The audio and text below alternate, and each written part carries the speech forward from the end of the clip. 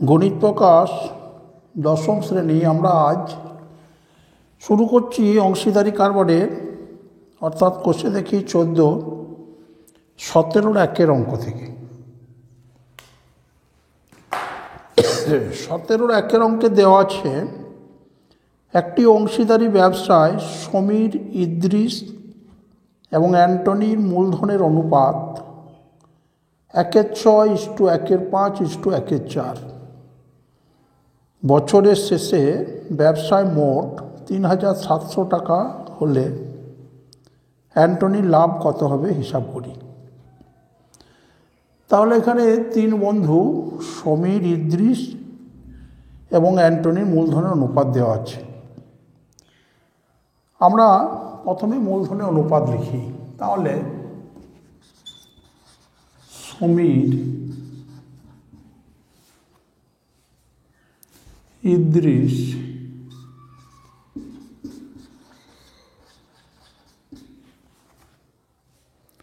ও অ্যান্টনির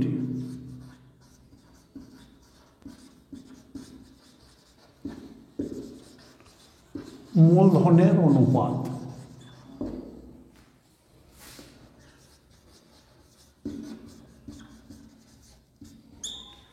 অনুপাত দেওয়া আছে 1/6:1/4, 1/6:1/5:1/4। এখানে দেখো মূলধনের অনুপাত দেওয়া আছে ভগ্নাংশের আকারে। সেজন্য সহজভাবে অঙ্কটিকে করার জন্য আমরা ভগ্নাংশ থেকে পূর্ণ সংখ্যার অনুপাতে প্রকাশ করব। পূর্ণ সংখ্যার অনুপাতে প্রকাশ না করে অঙ্কটি কষা যাবে, কিন্তু হিসাব জটিলতা হবে। সেজন্য আমরা 1/6:1/5:1/4 এই ভগ্নাংশের অনুপাতটিকে আমরা সরল অনুপাতে নিয়ে আসব। সেই জন্য দেখো ভগ্নাংশের হরে আছে 6, 5, 4, এদের লসাগু আমরা বের করে নেব। তাহলে 6, 5, 4 লসাগু 3 2 6, 5, 2।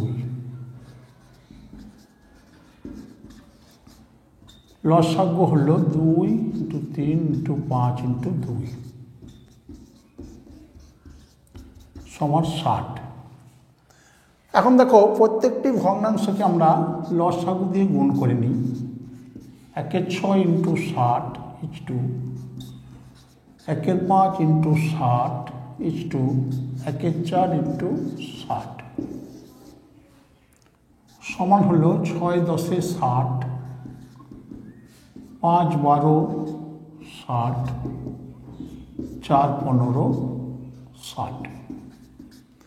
এখন আমরা সমীর, ইদ্রিস ও অ্যান্টনির মূলধনের অনুপাত পেয়ে গেলাম। পূর্ণ সংখ্যার অনুপাত 10:12:15। বছরের শেষে ব্যবসায় মোট লাভ হয়েছে 3,700 টাকা। তাহলে প্রত্যেকে মূলধন একই সময় ধরে চলেছে, সেজন্য এদের মূলধনের অনুপাত এবং লভ্যাংশের অনুপাত সমান হবে। তাহলে সমীর, ইদ্রিস ও অ্যান্টনির মূলধন অনুপাত 10:12:15। যেহেতু প্রত্যেকের মূলধন 1 বছর ধরে খেটেছে ব্যবসায়, সেজন্য এদের লভ্যাংশের অনুপাত হবে 10:12:15। তাহলে আমরা লিখেই নিই। অতএব যেহেতু প্রত্যেকের মূলধন একই সময় ধরে খেটেছে, সেই জন্য লভ্যাংশের অনুপাত হবে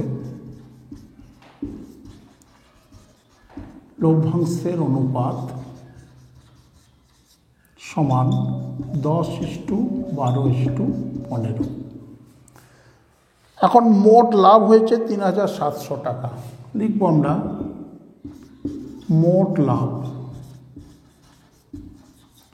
সমান 3,700 টাকা। আমাদের বের করতে হবে অ্যান্টনির লাভ কত হবে।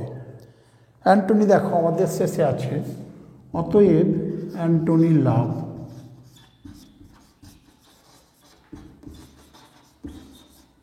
সমান, এখানে দেখো আমরা অ্যান্টনি শেষে পেয়েছি 15/, আনুপাতিক ভাগ হারে 10 + 12 + 15 ইন্টু 3700 টাকা সমান হল 15/12 22 15 37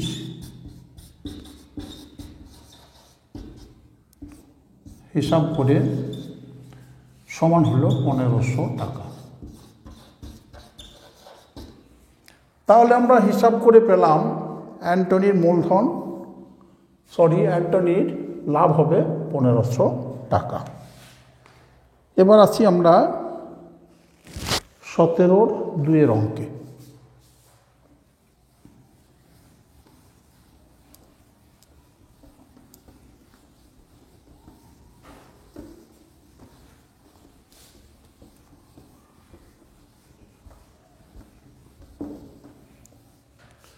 সতেরো 2 অঙ্কে দেওয়া আছে একটি অংশীদারি ব্যবসায় পৃথা ও রাবেয়ার মূলধনের অনুপাত 2:3 এবং রাবেয়া ও জেসমিনের মূলধনের অনুপাত 4:5 হলে পৃথা, রাবেয়া ও জেসমিনের মূলধনের অনুপাত কত হিসাব করে লিখি।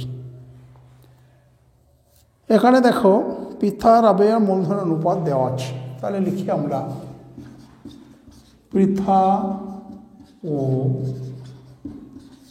রাবেয়ার মূলধনের অনুপাত।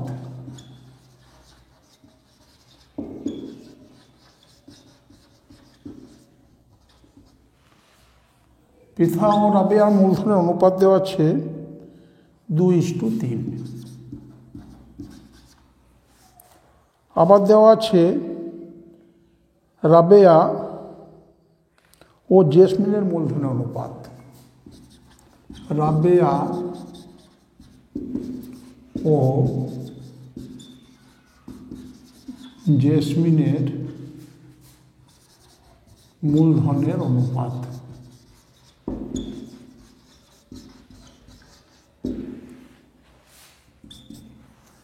রাবেয়া ও জেসমিনের মূলধন অনুপাত হল 4:5। আমাদের বের করতে হবে পৃথা, রাবেয়া ও জেসমিনের মূলধনের অনুপাত। এখন দেখো পৃথা ও রাবেয়ার মূলধনের অনুপাত 2:3, আবার রাবেয়া ও জেসমিনের মূলধনের অনুপাত 4:5। এখানে দেখো কমন আছে আমাদের রাবেয়া 2 বার আছে, সেজন্য আমরা ভগ্নাংশ অনুপাতটিকে এমনভাবে আমরা গুণ করব যাতে রাবেয়ার 2 দিকের সংখ্যা একই হয়। তাহলে রাবেয়া আছে এখানে 3, দ্বিতীয় ক্ষেত্রে রাবেয়া আছে 4, সেজন্য আমরা লিখব 2:3, তাকে আমরা 4 দিয়ে গুণ করব। আবার এখানে দেখো 4:5, তাকে আমরা 3 দিয়ে গুণ করব। তাহলে অনুপাতটি পাবো কত? 8:12। এখানে পাবো 12:3 5 15। তাহলে এখন আমরা লিখতে পারবো অতএব পৃথা, রাবেয়া ও জেসমিনের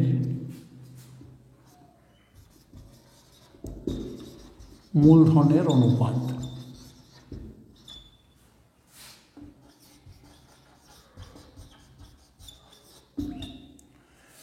তাহলে দেখো প্রথম অংশ পেয়েছি পৃথা ও রাবেয়া মূলধন অনুপাত 8:12, দ্বিতীয় ক্ষেত্রে বলা হয়েছে রাবেয়া ও জেসমিনের মূলধন অনুপাত 12:15।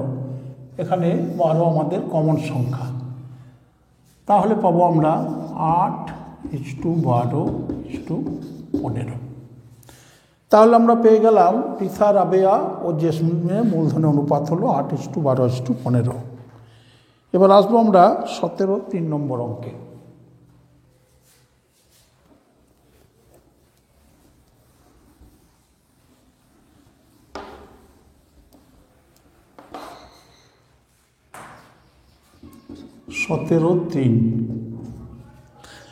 17-3 বলা হয়েছে দুজনের একটি অংশীদারি ব্যবসায় মোট লাভ হয় 1500 টাকা। রাজীবের মূলধন 6000 টাকা এবং লাভ 900 টাকা হলে আফতাবের মূলধন কত তা হিসাব করি। এখানে দেখো দুজন বলতে রাজীব এবং আফতাব।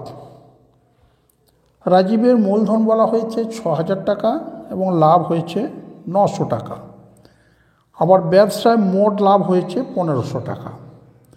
এখান থেকে আমরা আফতাবের লাভ পেয়ে যাব। তাহলে প্রথমে আমরা লিখব মোট লাভ হয়েছে, ব্যবসায় মোট লাভ হয়েছে, মোট লাভ সমান 1500 টাকা। এর মধ্যে রাজীবের লাভ হয়েছে 900 টাকা। রাজীব পেয়েছে, রাজীবের লভ্যাংশ সমান 900 টাকা। তাহলে বাকি লভ্যাংশ পাবে আফতাব। অতএব আফতাবের লভ্যাংশ মোট 1500 টাকা, রাজীব পেয়েছে 900 টাকা, তাহলে বাকি লভ্যাংশ আফতাব পাবে। তাহলে আফতাবের লভ্যাংশ হল 1500 মাইনাস 900 টাকা সমান 600 টাকা। এক্ষেত্রে আমরা রাজীব এবং আফতাবের লভ্যাংশ পেয়ে গেলাম। তাহলে লিখি অতএব রাজীব ও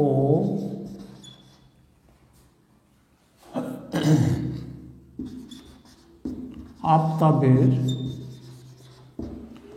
লভ্যাংশের অনুপাত,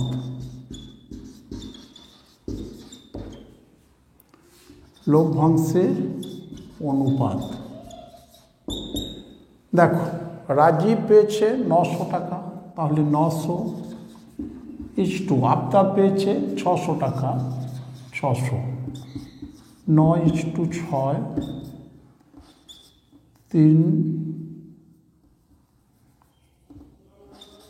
3:2। তাহলে এখন দেখো আমরা পেলাম রাজীব এবং আফতাবের মূলধনের অনুপাত লভ্যাংশের অনুপাত 3:2।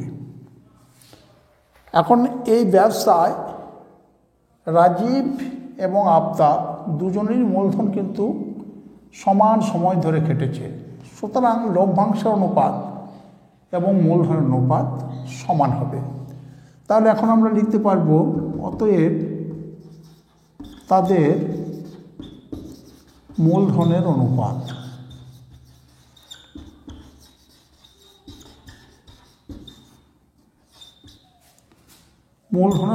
সমান 3:2।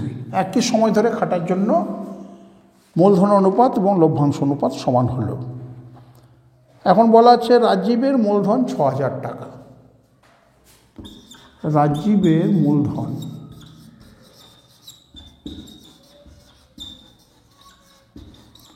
সমান 6000 টাকা। আমাদের বের করতে হবে আফতাবের মূলধন। ধরি আফতাবের মূলধন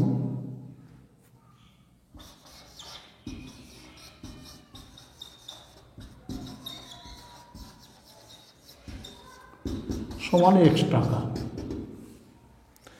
তাহলে এ পর্যন্ত আমরা পেলাম রাজীব ও আফতাবের মূলধনের অনুপাত 3:2 এবং রাজীবের মূলধন 6000 টাকা। তাহলে সহজে আমরা আফতাবের মূলধন বের করতে পারব।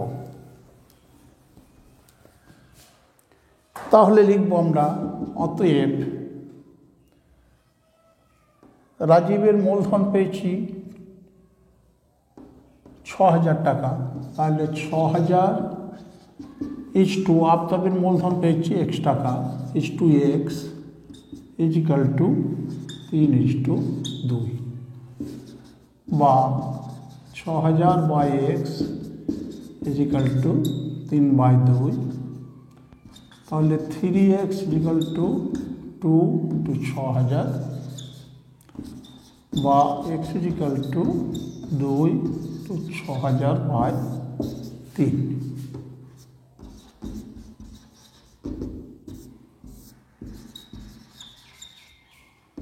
সমান 4000 টাকা। তাহলে আমরা হিসাব করে বের করতে পারলাম আফতাবের মূলধন সমান 4000 টাকা। অতএব আফতাবের মূলধন সমান 4000 টাকা। এবার আসবো আমরা 17 নম্বর অঙ্কে।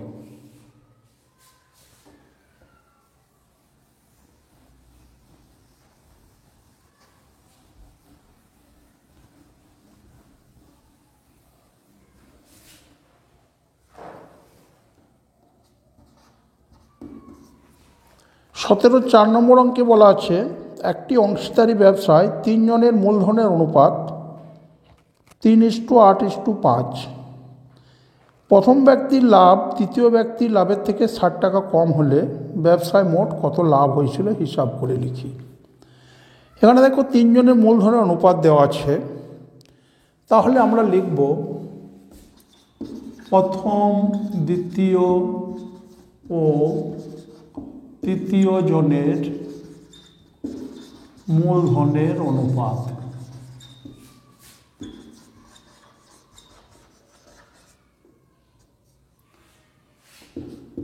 তিন জনের মূলধনের অনুপাত দেওয়া আছে 3:8:5। 3:8:5 বলা হয়েছে প্রথম ব্যক্তির লাভ। এখন লাভের কথা বলা হচ্ছে, কিন্তু দেওয়া আছে আমাদের মূলধনের অনুপাত। আমরা প্রথম দ্বিতীয় ও তৃতীয় ব্যক্তির মূলধনের অনুপাত পেয়েছি। এখন যেহেতু এদের মূলধন ব্যবসায় একই সময় ধরে খাটছে, সেই জন্য এদের মূলধনের অনুপাত এবং লভ্যাংশের অনুপাত সমান হবে। তাহলে লিখি যেহেতু মূলধন 3 জনের মূলধন একই সময় ধরে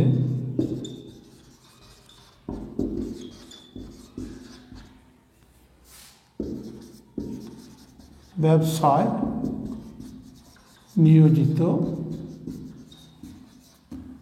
রয়েছে, অতএব প্রথম দ্বিতীয় ও তৃতীয় জনের লভ্যাংশের অনুপাত সমান 3:8:5। তাহলে মূলধন অনুপাত এবং লভ্যাংশ অনুপাত সমান হল। এখন বলা হয়েছে প্রথম ব্যক্তির লাভ তৃতীয় ব্যক্তির লাভের থেকে 60 টাকা কম। আমরা এখানে সাধারণ অনুপাত ধরে নিই। সাধারণ অনুপাত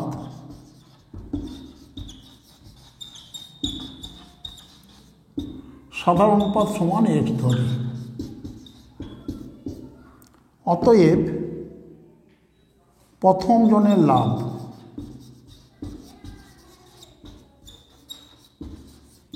সমান 3x টাকা, তৃতীয় জনের লাভ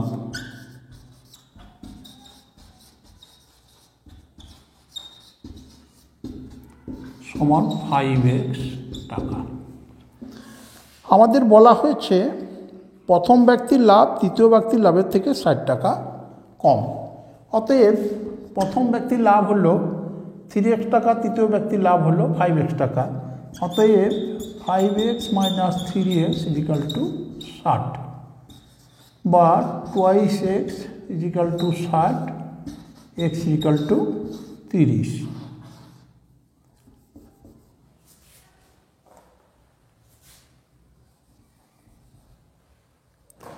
এক্স ইজিক্যাল টু পেলাম 30। এখন দেখো আমাদের এখানে চাওয়া হয়েছে ব্যবসায় মোট কত টাকা লাভ হয়েছিল। তাহলে আমরা ব্যবসায় কত লাভ হয়েছিল বের করব।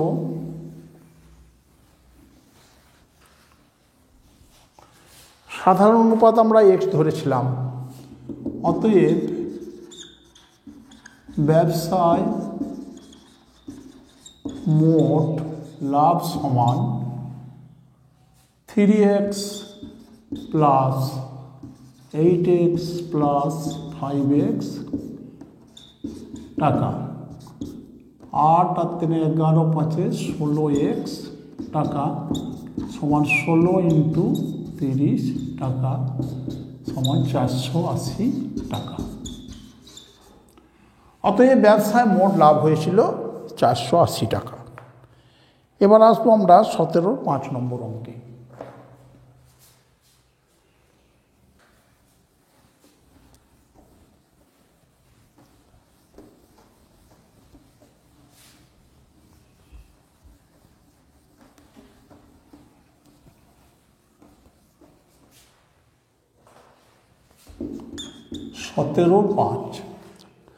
সতেরো পাঁচে বলা আছে জয়ন্ত, অজিত ও কুণাল মোট 15,000 টাকা দিয়ে একটি অংশীদারি ব্যবসা শুরু করে।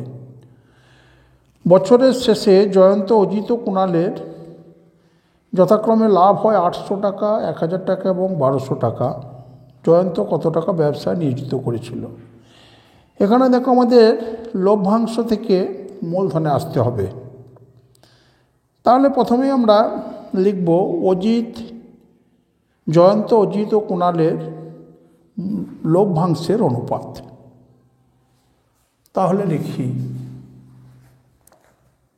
জয়ন্ত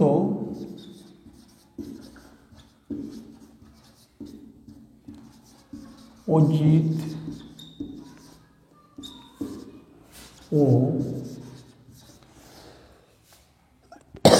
কুণালের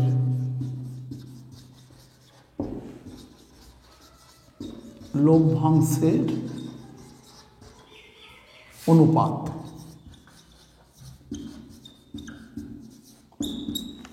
লভ্যাংশের অনুপাত কত হবে দেখো, জয়ন্তর লাভ হয়েছে 800 টাকা, তাহলে 800:2। অজিতের লাভ হয়েছে 1000 টাকা, 1000:2। কুণালের লাভ হয়েছে 1200 টাকা, 1200 সমান হলো 8:10:12, 2 দিয়ে ভাগ, 4:5:6। তাহলে লভ্যাংশের অনুপাত পেলাম আমরা 4:5:6। এখানে দেখো বলা হয়েছে বছরের শেষে, অর্থাৎ 1 বছর ব্যবসা করেছে। তাহলে জয়ন্ত, অজিত ও কুণাল তিনজনের মূলধনই 1 বছর ধরে খেটেছে। যেহেতু তিনজনের মূলধন একই সময় ধরে খেটেছে, সুতরাং মূলধনের অনুপাত এবং লভ্যাংশের অনুপাত সমান হবে। তাহলে আমরা সহজেই লিখব অতএব জয়ন্ত, অজিত ও কুণালের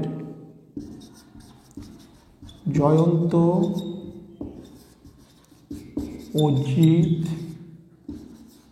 ও কুণালের মূলধনের অনুপাত।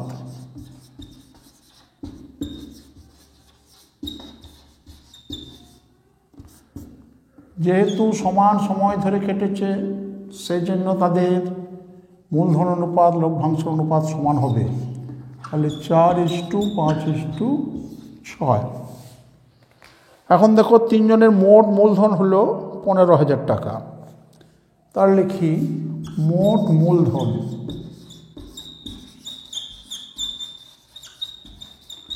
সমান 15,000 টাকা। এখন আমাদের বের করতে হবে জয়ন্ত কত টাকা ব্যবসায় নিয়োজিত করেছিল, অর্থাৎ জয়ন্তের মূলধন। অতএব জয়ন্তের মূলধন আনুপাতিক ভাগ হারে আমরা বের করব। অনুপাতে জয়ন্তে আছে 4/4 + 5 + 6 ইন্টু মোট মূলধন 15,000। তাহলে দেখো পেলাম 4/15 ইন্টু 15,000